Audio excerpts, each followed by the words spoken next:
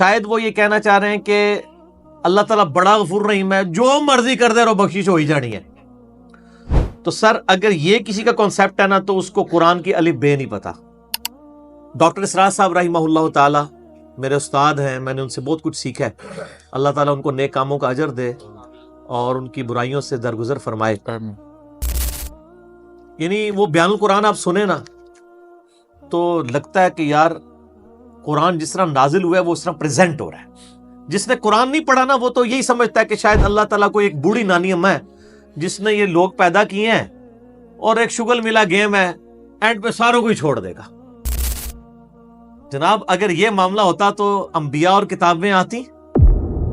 امام محمد غزالی نے کیمیائے سعادت میں لکھا ہے کہ جو علماء ممبروں پہ چڑھ کے لوگوں کو یہ بتا رہے ہیں نا کہ اللہ تعالیٰ بڑا غفور الرحیم ہے، وہ سب کو بخش دے گا چاہے جس طرح کی مرضی زندگی گزارو، وہ اصل میں یہ بتانا چاہ رہے ہیں کہ اللہ تعالیٰ کے پیغمبر جھوٹے تھے نعوذ باللہ، ان کے ساتھ جو کتابیں نازل ہوئیں، یہ اس میں جو وعیدیں آئی ہیں کہ جو نافرمان ہیں ان کو دوزخ میں جھونکا جائے گا، یہ سب کا سب جھوٹ ہے اور وہ یہ صحیح کہہ رہے ہیں. پھر امام غزالی کہتے ہیں ایسے علماء واجب القتل ہیں. میں آج کے کسی میٹھے میٹھے مبلغ کے اوپر قتل کا فتویٰ نہیں لگا رہا. امام غزالی کہہ رہے ہیں کہ جو اس قسم کی رحمت کی آیات سنا کر ان کا غلط مفہوم بیان کر کے خدا سے دور کر رہے ہیں. یہ تو یہودیوں کا یہی تو عقیدہ تھا. سورۃ البقرہ میں آتا نا، وہ کہتے ہیں کہ ہمیں اللہ تعالیٰ چند دنوں کے لیے ڈالے گا دوزخ میں پھر نکال لے گا، ہم تو اللہ کے چہیتے ہیں. اللہ تعالیٰ ماتا ہے تم نے کوئی عہد لیا ہوا ہے اللہ سے؟ سورہ بقرہ شروع میں اسی لیے ہے کہ پہلے تم سے زیادہ لاڈلی امت تھی، اس حوالے سے کہ اس میں زیادہ پیغمبر آئے، 3 کتابیں نازل ہوئیں، تورات، زبور، انجیل.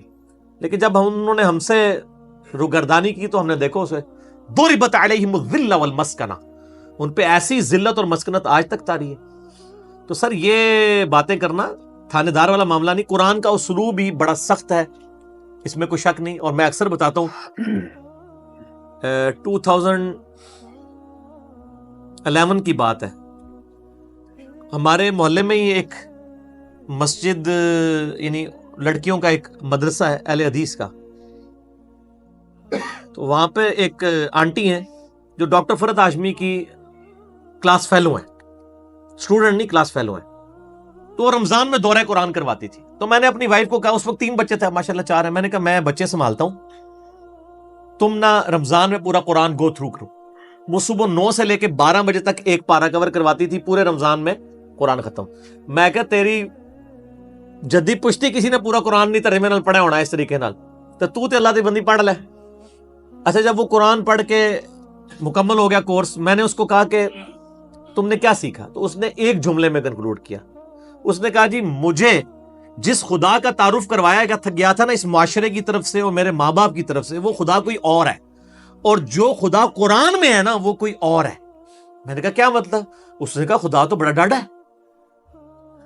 یہ تھانے دار اور یہ وہ اس طرح کے ٹرمز ڈیوائز کر رہے ہیں. آپ ذرا قرآن تو پڑھ کے دیکھیں. قیامت کے دن اللہ نے اپنا نام کیا رکھا ہوا ہے؟ للہ الواحد القہار، لمن الملک اليوم، للہ الواحد القہار. آج کے دن کس کی بادشاہت ہے؟ اس اکیلے قہار کی جو سب پہ چھایا ہوا ہے. سورۃ المومن میں آتی ہے آیت، سورہ غافر بھی کہتے ہیں. پھر صحیح بخاری میں حدیث ہے، نبی صلی اللہ علیہ وآلہ وسلم ایک چوراہے سے گزرے، کچھ اصحاب جو ہیں وہ ہنس رہے تھے، اب رک گئے. آپ نے فرمایا جو کچھ میں جانتا ہوں نا تم جانتے ہوتے تو بہت کم ہنستے، زیادہ روتے. تو نبی علیہ السلام کا تو مبارک زندگی میں تو بڑی سنجیدگی ہے. اگر کوئی یہ سمجھتا ہے کہ بغاوت کی زندگی گزارے، اپنی مرضی کی زندگی، نہ، دنیا جو اللہ کی مرضی کی گزارے گا آخرت پھر وہ اس کی مرضی کی ہوگی. لیکن جو اپنی مرضی کی دنیا گزارے گا آخرت پھر اللہ کی مرضی کی ہوگی، یعنی دوزخ میں. وَلِعَوْذُ بِاللَّهِ تَعَالَى اللَّهُمَّ أَجِرْنَا مِنَ النَّارِ. یہ اتنا معاملہ آسان نہیں ہے. اللہ تعالیٰ سورہ حجر میں فرماتا ہے، اعوذ باللہ من الشیطان الرجیم، نبّئ عبادی انی انا الغفور الرحیم. اے نبی علیہ السلام میرے بندوں کو خبر دے دو کہ میں بڑا بخشنے والا مہربان ہوں. لیکن پھر ساتھ ہی فرمایا کہ ان کو یہ بھی بتا دو کہ میرا عذاب وہ بھی بہت سخت ہے. بیلنس کرو. باقی یہ ٹھیک ہے، بخاری مسلم کی حدیث ہے کہ نبی علیہ السلام نے فرمایا کہ اللہ تعالیٰ نے مخلوقات کی پیدائش سے پہلے اپنے پاس عرش پہ یہ عبارت لکھ لی تھی کہ میری رحمت میرے غضب پہ سبقت لے جانے والی ہے. لیکن کس معاملے میں؟ باغیوں کے لیے نہ، ان لوگوں کے لیے جو پوری ایفرٹ پٹ کرے پھر بھی ان سے معاملات سیدھے نہ ہو، اللہ کی طرف رجوع لائیں. قرآن میں کہیں یہ نہیں ہے کہ ڈٹ کے گناہ کرو، باغی بنے رہو میں توبہ قبول کروں گا۔ قرآن میں ہمیشہ آیا ہے کہ آپ غلطی کر بیٹھو، اللہ کی طرف رجوع لاؤ، اس کے بعد اپنی اصلاح کرو، اللہ تعالیٰ کو بخشنے والا مہربان پاؤ گے۔ اسی پہ میرا مسئلہ نمبر 18 ہے، گناہ کبیرہ اور توبہ کا بیان، اور وہ آیت نمبر بھی 17 اور 18 ہی ہے سورۃ النساء کی۔ میں وہ پڑھ بھی دیتا ہوں۔ اعوذ باللہ من الشیطان الرجیم، بسم اللہ الرحمن الرحیم۔ انما التوبۃ علی اللہ، اللہ کے ذمہ ہے ان لوگوں کی توبہ قبول کرنا۔ کن لوگوں کی توبہ؟ للذین یعملون السوء بجہالۃ، جو گناہ کر بیٹھے جہالت میں، انجانے میں ان سے غلطی ہو جائے، گناہ ہو جائے، ثم یتوبون من قریب، اس کے بعد فوراً توبہ کر لیں کہ یا اللہ غلطی ہو گئی، کو فجر کے بعد لیٹ اٹھا کہ یا اللہ معاف کر دے، کوشش تھی، الارم نہیں سن سکا، میں ابھی پڑھتا ہوں مجھے معاف کر دے، اس طرح کا۔ تو جو پڑھے ہی نہ، اوکے جی اللہ تعالیٰ نے کہا میں بڑا غفور رحیم ہاں۔ پورے قرآن میں میرا چیلنج ہے، طارق جمیل صاحب کو بھی میں ان کی بڑی عزت کرتا ہوں، بلکہ سب سے زیادہ میں ہی نے ان کا دفاع کیا ہے جب ان کے خلاف ناسبیوں نے بھونکنا شروع کیا ہے۔ میں ان سے بڑی محبت کرتا ہوں، میں ایسٹ سمجھتا ہوں امت کے لیے کو، لیکن میں طارق جمیل صاحب سے پوچھتا ہوں پورے قرآن میں کہاں لکھا ہے کہ باغی رہو تو میں معاف کروں گا؟ قرآن تو کہہ رہا ہے اللہ کے ذمہ ان لوگوں کی توبہ کا قبول کرنا ہے جو جہالت میں گناہ کر بیٹھے، ثم یتوبون من قریب، اس کے بعد فوراً توبہ کر لیں، فاولئک یتوب اللہ علیہم، پس ایسوں کی توبہ ہے اللہ فرماتا ہے میرے ذمہ، وکان اللہ علیما حکیما، اور اللہ تعالیٰ علم والا اور حکمت والا ہے۔ علم ہے اس کے پاس لیکن اس کی حکمت ہے، ڈیل دیتا ہے کہ چلو توبہ کر لیں گے۔ اور اگلی آیت وَلَيْسَتِ التَّوْبَةُ، اور اس کی تو کوئی توبہ قبول نہیں ہوگی، یہ میں نہیں کہہ رہا ہوں طاہر جمیل صاحب، یہ اللہ کہہ رہا ہے، للذین یعملون السیئات، جو کہ گناہ کرتا ہے، حتی اذا حضر احدہم الموت، یہاں تک کہ جب اس کی موت کا وقت آ جاتا ہے، قال انی تبت الآن، وہ کہتا ہے یا اللہ میں اب توبہ کرتا ہوں۔ وَلَلَّذِينَ يَمُوتُونَ وَهُمْ کفار، اور نہ ہی ان کی توبہ قبول ہوگی جو کفر کی حالت میں مرے، یعنی وہ پہلے مسلمانوں کا ذکر ہو رہا ہے، کافروں کو اللہ نے الگ کر دیا ہے، یعنی ایسے مسلمان جو موت کے وقت توبہ کریں ان کی بھی توبہ قبول نہیں اور کافروں کی بھی نہیں۔ اولئک اعتدنا لهم عذابا الیما، ایسے لوگوں کے لیے ہم نے دردناک عذاب تیار کر رکھا ہے۔ اللہم اجرنا من النار، اللہم اجرنا من النار، اللہم اجرنا من النار، اللہم من احییتہ منا فاحیہ علی الاسلام ومن توفیتہ منا فتوفہ علی الایمان۔ تو یہ تو دیکھ لیں، یہ تو قرآن کی ڈاکٹرائن ہے، آپ اس کو تھانے داری والی معاملہ کہہ رہے ہیں اور یہ کر رہے ہیں۔ باقی ٹھیک ہے کہ اگر ایک بندہ گناہگار ہے آپ اس کو یہ کہیں کہ توبہ کر کے اللہ کی طرف آؤ، وہ 99 قتل والا واقعہ بھی ہے نا بخاری مسلم میں، ہم نہیں کہہ رہے مایوسی پیدا کریں، لیکن ہم کہہ رہے ہیں خام خواہ لوگوں کو امیدیں بھی نہ دلائیں۔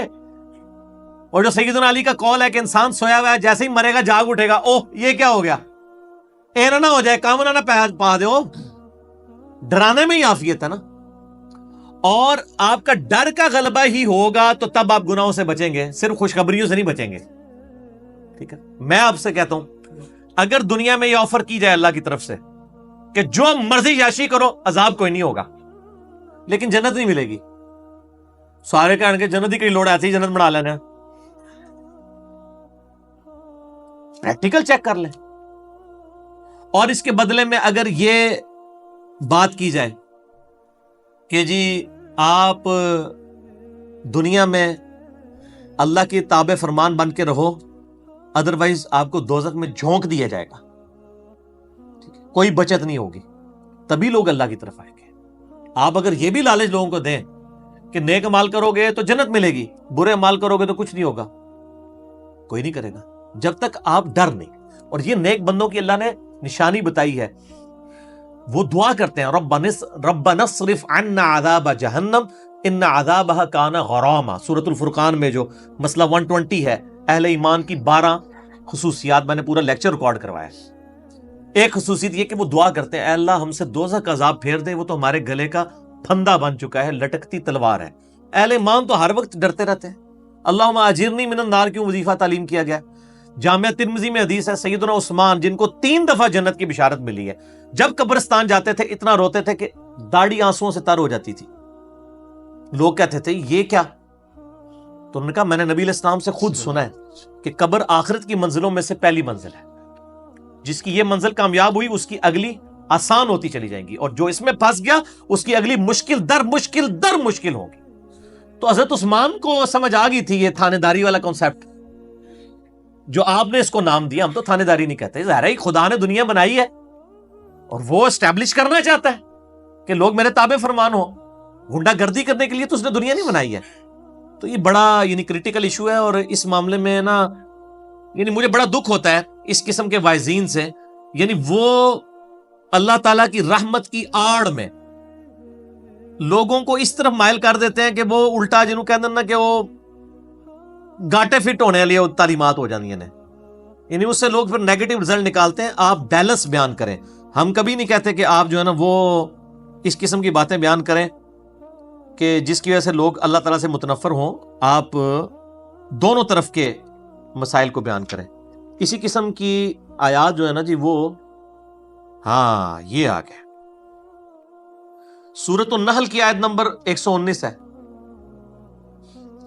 ثم ان ربک للذین عملوا السوء بجہالۃ, پھر اس کے بعد تمہارا رب ان لوگوں کے بارے میں جو جہالت میں گناہ کر بیٹھے, جو لوگ ثم تابوا, اس کے بعد وہ توبہ کر لیں, من بعد ذالک, گناہ کرنے کے بعد, واصلحوا, اور اپنی اصلاح کر لیں, ان ربک من بعدھا لغفور الرحیم, بے شک اللہ تعالیٰ اس کے بعد ضرور غفور رحیم ہے. کس کے بعد؟ جو اللہ کی شرطیں پوری کرے گا. کیا شرط ہے؟ جہالت میں گناہ ہوا, پھر اس کے فوراً بعد توبہ کی اور اپنی اصلاح بھی کر لی. خالی چھڑی توبہ نہیں.